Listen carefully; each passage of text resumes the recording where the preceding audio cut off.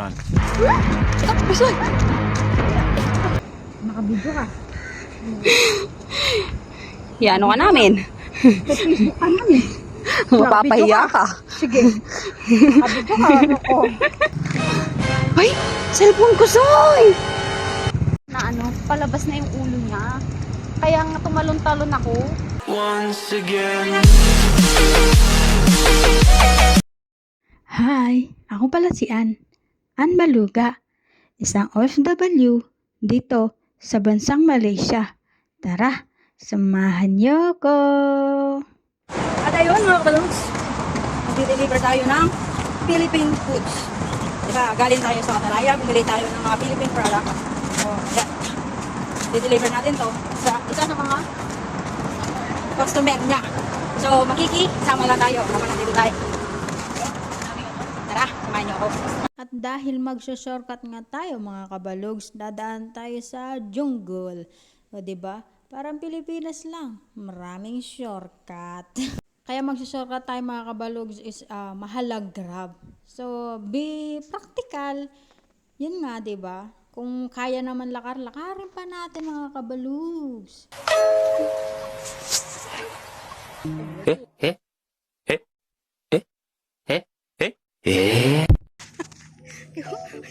Mag-shortcut na shortcut na nga, hindi na daanan. Yeah. Mag-shortcut ka pa park ko. Ganda. Park na yun. Ano, parang Clark lang. Salang CDC. Parang CDC lang dito sa'yo. Ano? Alam mo. Oh. May pepe to. Pepe to, tero. Naririnda na ita. Balitog. Siguro. Halos balitog pag ganyan eh. Clark na Clark ako. Tignan niya mga kabalugs. Parang nasa Clark lang ako.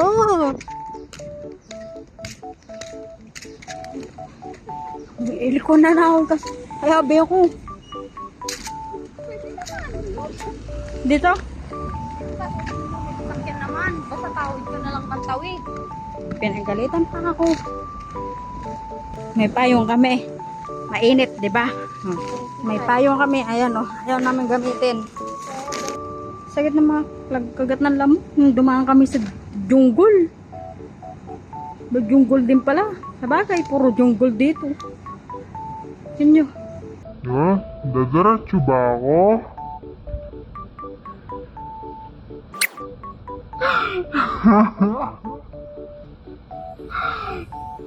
At ayun na nga mga kabalugs, bayaran na. Siyempre, yan ang pinakamasarap, yung magbabayad sila sa'yo. Di ba mga kabalugs? Relating ba kayo dun mga kabalugs? Sana all, nagbabayad. Ne. After that mga kabalugs, siyempre kwentong marites muna tayo. Alam nyo naman, basta Pilipino, marites yan.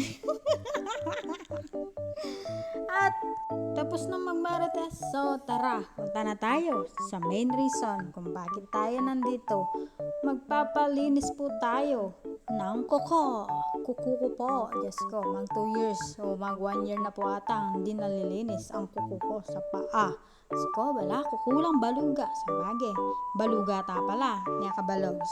At ayan na nga mga kabalogs, niyaya na tayo ni ate na naglilinis ng kuko na pumasok sa bahay nila at para maglinis na siya. Habang naglilinis po si ate ng mga kuko ko, nakakita ko ng napaka-cute na pusa. Ang taba mo naman. Halatang spoiled ka dito ah. Siya. One eternity later.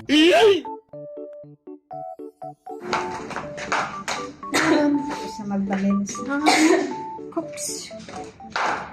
A few inches later. At dahil nga kabalugs, nagsushortcut lang tayo. Dadaan tayo ulit dito sa jungle. Tandaratandandang.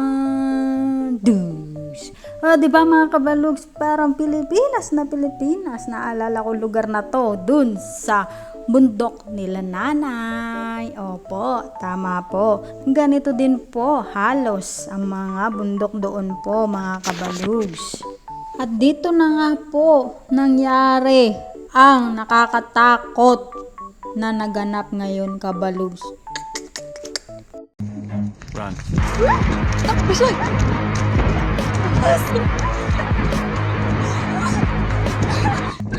Run.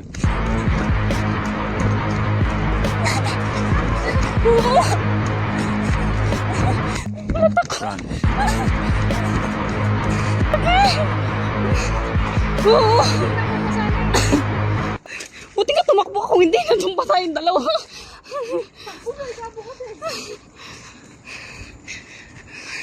Kaya ayaw niyo ako maduman dito pag may ahas. Kung naidadaan dito na. Sige, diretso ka na, bilis ako.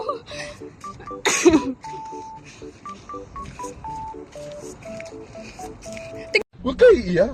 Tingnan mo naman kasi yung dinadaanan mo. Basta, lakad ka lang kasi ng lakad, ikaw yung nasa unahan eh. What? What the fuck?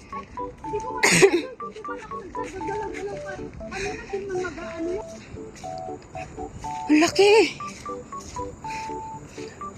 Alam mo yung braso ng bata?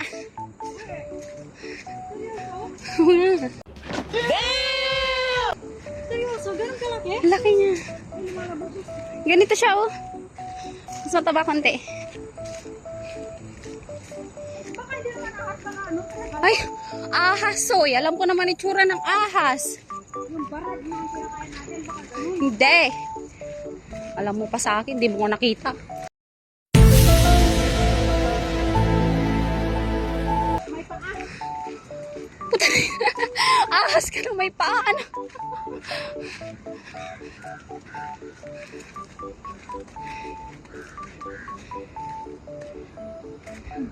Sige na.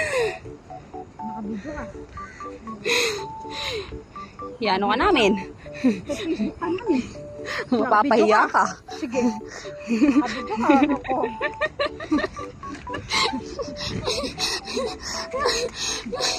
Pagod ako. Buti na lang nakaligtas tayo sa jungle. Ang saya yung naglalakad. Ano yun? Sabi niya kasi pagtingin kong ganyan, ahas. Babalikan ko pa sana. Para tingnan kung ano. Hindi ka tumak- Nagulat na lang ako sa'yo na takbo na siya ka mo. Nagulat na lang ako sa'yo. Ay! Cellphone ko, Soy! Dahil sa pagtakbo sa ahas na walang cellphone. Iparin ko muna eh. Na?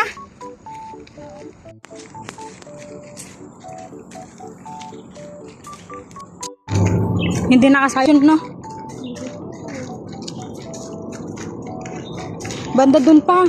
Dun na yung nahulog. Dun sa may ahas.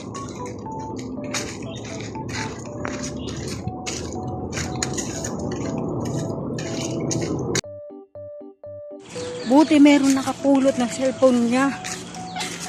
Yan, dahil sa ahas na yun, nahulog yung cellphone ni Josawa. Thank you sa kuya. Thank you sa kanya.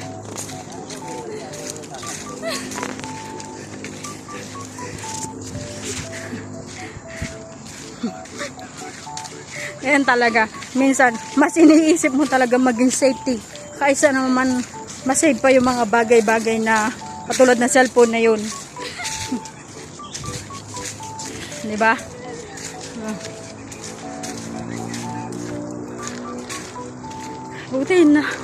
Buti talaga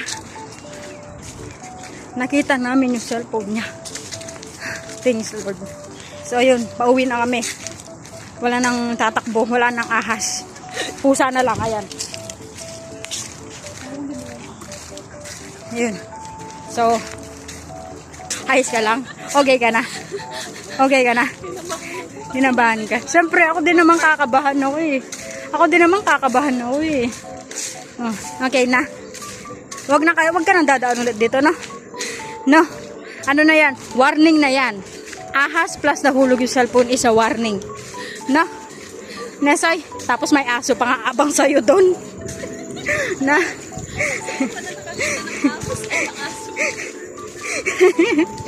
Sige na. Yan talaga. Mahirap talaga magpakasaya ng todo kasi may kapalit. Huwag na masaya. Baka may kapalit to.